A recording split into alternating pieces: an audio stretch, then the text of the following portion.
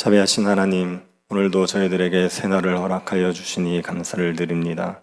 이 하루도 주의 통치 아래 살아갈 수 있도록 우리에게 주의 뜻을 알게 하여 주시고 주의 뜻에 순종할 수 있는 능력을 다하여 주옵소서. 걸어가신 예수님 이름으로 기도드립니다. 아멘. 찬송가 595장입니다. 595장입니다. 통일 찬송가는 372장입니다.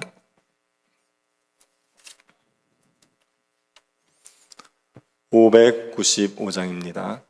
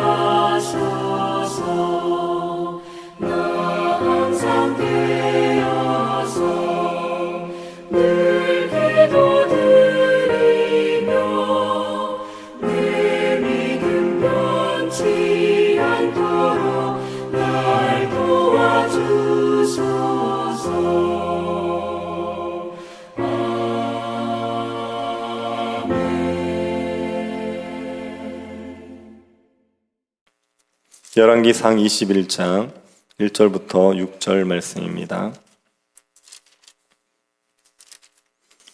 21장 전체가 본문인데 1절부터 6절까지만 교독하도록 하겠습니다. 찾으셨으면 교독하도록 하겠습니다. 그 후에 이 일이 있으니라. 이스라엘 사람 나봇에게 이스라엘의 포도원이 있어 사마리아의 왕 아합의 왕궁에서 가깝더니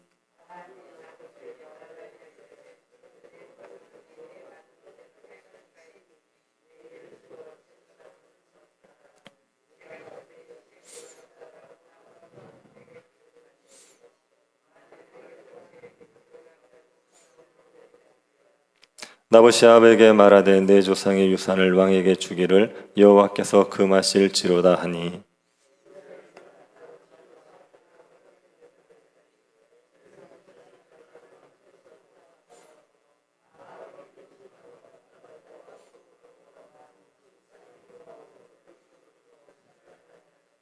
그의 아내 이세벨이 그에게 나와 이르되 왕의 마음에 무엇을 근심하여 식사를 아니하나이까?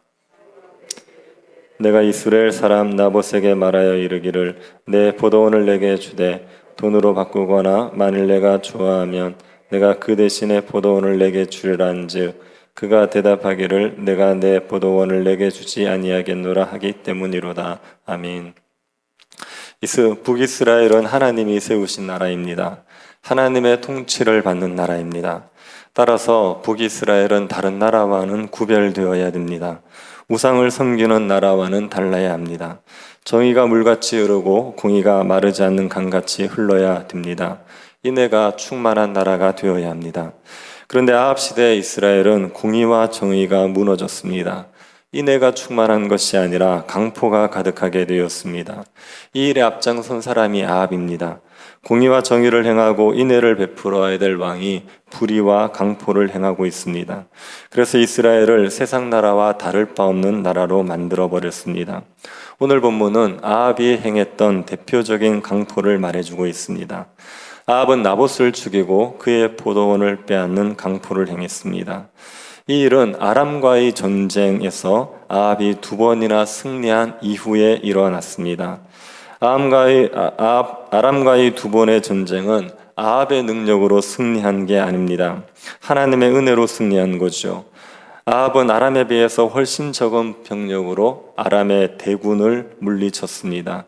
이것이 하나님의 은혜로 승리했다는 것을 우리에게 명백히 보여줍니다. 그런데 두 번의 승리 이후에 아합의 마음이 높아져 버렸습니다. 아합은 교만해져서 하나님의 말씀을 무시하고 자기 마음대로 아람 왕을 살려줍니다. 하나님의 선지자가 아합에게 심판을 선언했지만 아합은 회개하기보다는 분노하면서 사마리아로 돌아갔습니다. 이 일 후에 아합이 나봇을 죽이고 나봇의 포도원을 빼앗게 됩니다. 아합은 교만한 마음을 회개하지 않고 또다시 죄를 범한 겁니다. 아합이 나봇을 죽이고 포도원을 빼앗은 발단은 탐심 때문입니다. 아합은 사마리아의 왕궁이 있었지만 이스라엘에도 별궁이 있었습니다. 이스라엘에 있는 별궁 근처에 나봇의 포도원이 있었습니다. 아합은 나봇의 포도원을 자신의 채소밭으로 가꾸고 싶어 했지요. 그런데 채소라는 단어는 목초라는 의미가 있고 밭이라는 단어는 정원이라는 의미가 있습니다. 나봇이 채소 농사를 짓겠다고 채소밭을 만들려고 했던 것 같지는 않습니다. 꽃과 나무를 심어서 정원을 가꾸고 싶었던 것 같습니다. 왕궁 근처에 정원이 있으면 보기도 좋고 산책도 할 수 있으니까 유익하지 않습니까? 그래서 나봇의 포도원을 가지고 싶어 했습니다. 이건 탐심이지요. 탐욕을 부린 겁니다. 처음에 아합은 나봇에게 정당한 거래를 제안했습니다. 포도원을 주면 다른 아름다운 포도원을 주든지 원하면 돈을 주겠다 이렇게 제안을 했습니다. 그런데 나봇이 제안을 거절합니다. 이유는 나봇의 포도원이 조상의 유산이기 때문입니다. 하나님께서 가나안 땅을 주실 때 그때 받은 땅입니다. 하나님께서 가나안 땅을 나눠주시면서 이 땅을 다른 사람에게 팔지 못하게 하셨습니다. 나봇은 이 하나님의 말씀을 지키기 위해서 아합에게 포도원을 팔 수 없다 이렇게 말했습니다. 아합은 이스라엘 왕이지요. 그러면 아합은 이 율법을 알고 있습니다. 하나님이 주신 땅을 사고 팔아서는 안 된다는 것을 알고 있습니다. 그런데 아합은 이 율법을 무시합니다. 자기의 탐심 때문에 이 율법을 무시하고 땅을 사려고 하는 겁니다.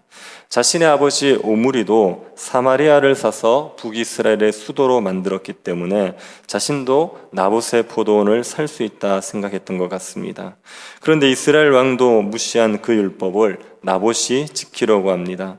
왕이 제안을 하는데도 거절을 하면서 율법을 지키려고 합니다. 나봇이 아합보다 하나님을 더 경외하고 있습니다. 간혹 교회에서도 이런 모습을 보게 될 때가 있지 않습니까? 목회자들이나 중직자들이 하나님의 말씀을 우습게 여기고 무시하는데 평신도들이 말씀을 두려워하고 말씀을 지키려고 하는 경우가 있습니다. 제가 아는 어떤 성도님은 교인들 간에 고소를 하지 말라는 말씀을 지키기 위해서 억울한 일을 당해도 고소를 하지 않았습니다. 그런데 목회자들 사이에서 고소 고발이 난무하는 경우가 있죠. 일반 성도들도 탈세를 하지 않으려고 애를 쓰는데 교회의 중직자들이 탈세를 하는 경우가 있습니다. 교회의 지도자들이 평신도들보다도 말씀을 존중하지 않는 경우가 있습니다. 이럴 때 지도자들은 부끄러움을 느껴야 됩니다. 자신이 평신도보다 하나님을 경외하지 않는다. 그런 사실로 인하여서 부끄러워하고 하나님 앞에 회개해야 되죠. 아합은 나봇이 자신보다 율법을 더 잘 지키려고 하는 모습을 보고 부끄러워하고 회개했어야 됩니다. 그런데 아합은 부끄러움을 느끼거나 회개하지 않습니다. 아합이 또 근심하고 답답해합니다.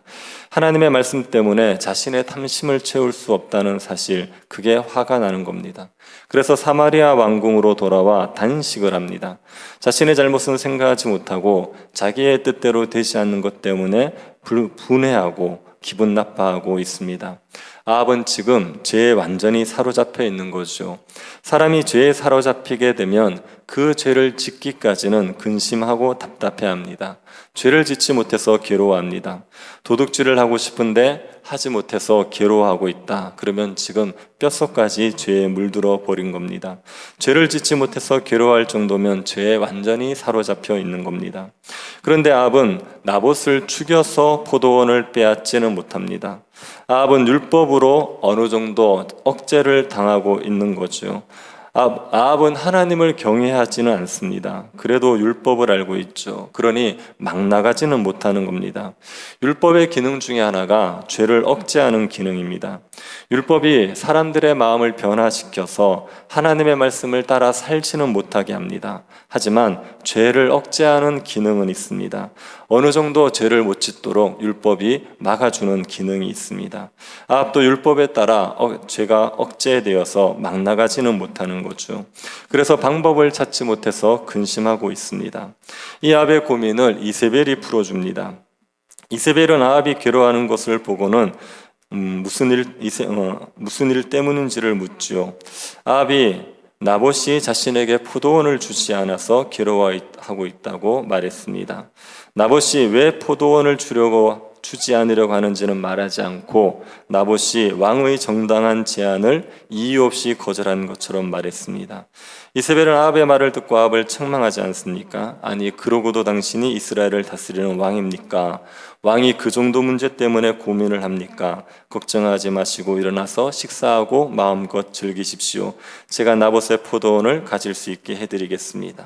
그렇게 말하고 이세벨은 나봇을 모함해서 죽입니다.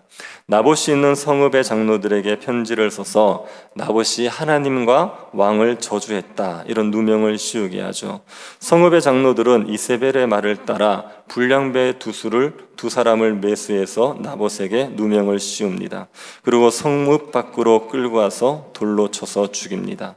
이세벨은 바알 숭배자입니다. 자기의 탐욕을 채우기 위해서 바알을 숭배하는 자입니다. 그래서 자기의 탐욕을 위해서라면 못할 짓이 없죠. 나봇 같은 사람 정도는 얼마든지 죽일 수 있습니다.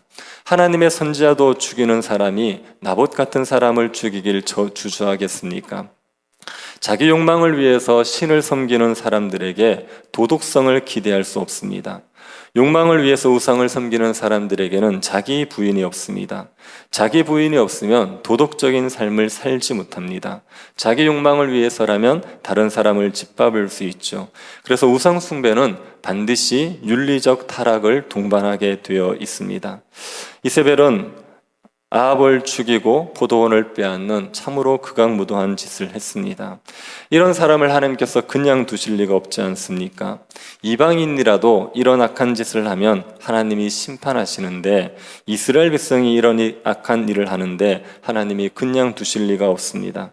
이세벨은 나봇이 죽었다는 통보를 받자 아합에게 가서 나봇이 죽었으니 나봇의 포도원을 취하라, 이렇게 얘기합니다.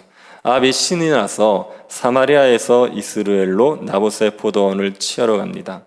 하나님께서 나봇의 포도원을 취하러 가는 아합에게 엘리야를 보내십니다. 엘리야를 통해서 심판을 선언하시죠. 19절을 한번 보시겠습니까? 너는 그에게 말하여 이르기를 여호와의 말씀이 네가 죽이고 또 빼앗았느냐 하셨다 하고, 또 그에게 이르기를 여호와의 말씀이 개들이 나봇의 피를 핥은 곳에서 개들이 내 피 곧 내 몸의 피도 핥으리라 하였다 하라.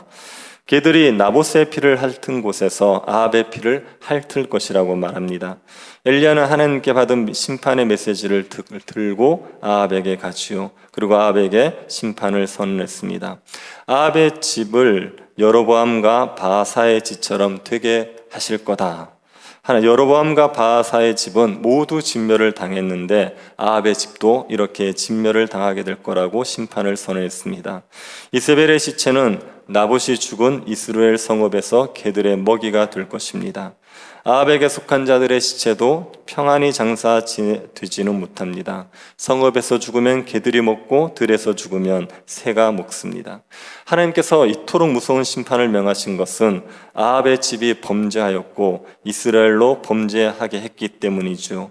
이전에도 하나님 앞에서 악을 행한 왕들이 있었지만 아합처럼 이렇게 악을 행한 자는 없었습니다.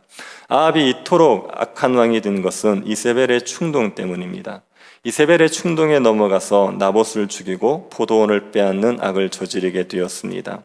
아합과 이세벨은 나봇을 제거하고 포도원을 빼앗으면 될 것처럼 생각했죠.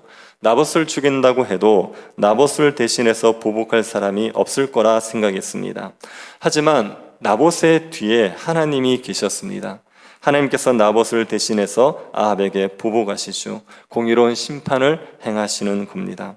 우리가 이 하나님을 두려워해야 됩니다. 힘이 없는 약자들을 하나님이 돌보고 계시다는 것을 기억해야 됩니다. 그래서 강포를 행하지 말아야 되죠. 힘이 없다고 짓밟으면 하나님께서 심판하신다는 것을 기억해야 됩니다. 교회 안에도 연약한 성도들이 있습니다. 별로 힘이 없는 성도들이 있습니다. 이런 사람들에게 강포를 행함으로 이들을 실족시키면 하나님께서 무서운 형벌을 내리십니다. 연자맷돌을 그 목에 메고 바다에 던져지는 것보다 더 무서운 형벌을 하나님에게 받게 되어 있습니다. 우리가 이 하나님을 두려워해야 됩니다. 혹 연약한 자들을 짓밟거나 실족시켰다면 그때 우리가 해야 되는 일은 회개지요. 아합처럼 하나님 앞에 회개해야 됩니다. 아합은 엘리야의 말을 듣고 즉시 옷을 찢고 굵은 베옷을 몸에 동이고 금식했습니다. 하나님 앞에 자기의 죄를 회개한 겁니다. 그러자 하나님께서 아합 때의 심판을 내리지 않으시고 그 아들 때로 심판을 연기해 주십니다. 하나님께서 아합에게 긍휼을 베풀어 주신 겁니다. 아합이 회개하지 않았다면 아합의 때에 하나님의 심판이 임했을 겁니다. 그런데 하나님께 회개함으로 하나님께서 긍휼을 베풀어 주신 겁니다. 우리가 연약한 자들에게 강포를 행했다면 그때 깨달을 때 회개해야 됩니다. 그러면 용서를 받을 수 있습니다. 하지만 회개하지 않고 버티면 하나님께서 다루시지요. 무섭게 징계하셔서 죄를 회개하게 만드시는 겁니다. 교회 안에서 힘이 있다고 연약한 성도를 함부로 대하시면 안 됩니다. 하나님이 연약한 성도들을 보호하고 계시다는 것을 기억하고 존중하고 귀하게 여겨야 됩니다. 우리 교회 안에서 나봇같이 고통당하는 성도들이 생기지 않기를 바랍니다. 하나님의 뜻을 따라 살려는 신실한 자들이 존중받고 귀히 여김을 받는 그런 공의로운 교회가 될 수 있기를 간절히 바랍니다. 자비하신 하나님, 주님께서 교회의 머리가 되셔서 교회를 공의롭게 통치하여 주시니 감사를 드립니다. 교회 안에서 강포가 행하여지지 않도록 은혜 베풀어 주옵소서. 연약한 자들이 억울하게 피해를 당하는 일들이 없는 공의가 정의가 행해지는 인애가 충만한 교회 될 수 있도록 은혜 내리워 주옵소서. 걸어가신 예수님 이름으로 기도드립니다. 아멘. 하늘에 계신 우리 아버지여, 이름이 거룩히 여김을 받으시오며 나라의 임하옵시며 뜻이 하늘에서 이룬 것 같이 땅에서도 이루어지이다. 오늘날 우리에게 일용할 양식을 주옵시고 우리가 우리에게 죄 지은 자를 사하여 준 것 같이 우리 죄를 사하여 주옵시고 우리를 시험에 들게 하지 마옵시고 다만 악에서 구하옵소서. 되게 나라와 권세와 영광이 아버지께 영원히 있사옵나이다. 아멘. 교회가 공의와 정의를 행할 수 있도록 기도해 주시고 오늘 금요 기도회를 위해서 기도해 주시고 새 교회당 설계를 위해서 기도해 주시고 개인적으로 기도하시기 바랍니다.